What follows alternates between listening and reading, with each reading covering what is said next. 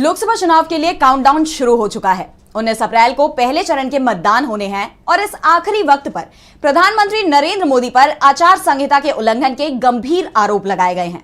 इसकी शिकायत चुनाव आयोग में करते हुए पीएम मोदी के खिलाफ दिल्ली हाईकोर्ट में भी याचिका दाखिल की गई है।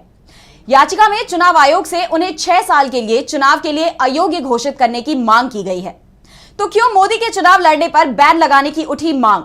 क्या है पूरा मामला? जानने के लिए देखिए ये रिपोर्ट। एक बार फिर पीएम मोदी की शिकायत चुनाव आयोग के पास पहुंच गई है, लेकिन इस बार यह मामला काफी गंभीर हो गया है।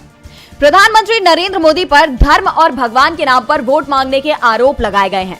इसके साथ ही प्रधानमंत्री नरेंद्र मोदी के खिलाफ दिल्ली हाईकोर्ट में भगवान और पूजा स्थल के नाम पर वोट मांगकर आदर्श आचार संहिता का उल्लंघन करने को लेकर याचिका दाखिल की गई है। ये याचिका वकील आनंद एस जोंधाले ने दायर की है और पीएम मोदी के खिलाफ सख्त कार्रवाई की मांग की है। याचिका में कहा गया है कि प्रधानमंत्री मोदी ने 9 अप्रैल को उत्तर प्रदेश में अपने भाषण में हिंदू और सिख गुरुओं के नाम पर बीजेपी के लिए वोट मांगे। साथ ही अपने भाषण में प्रधानमंत्री ने विपक्ष को मुसलमानों से जोड़कर बोला। ऐसा करना जनप्रतिनिधित्व कानून का खुला उल्लंघन है। इसके साथ ही जोंधाले ने पीएम मोदी को चुनाव के लिए अयोग्य घोषित करने की मांग की है।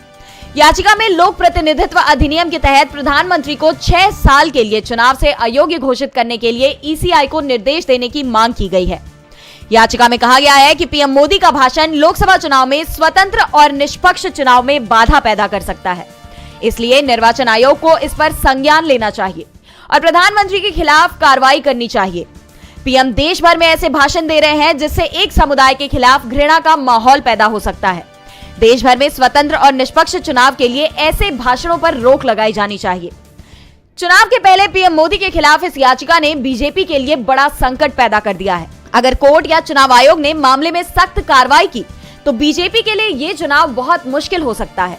ऐसे में सवाल ये भी उठ रहा है कि क्या पीएम के खिलाफ कार्रवाई होगी?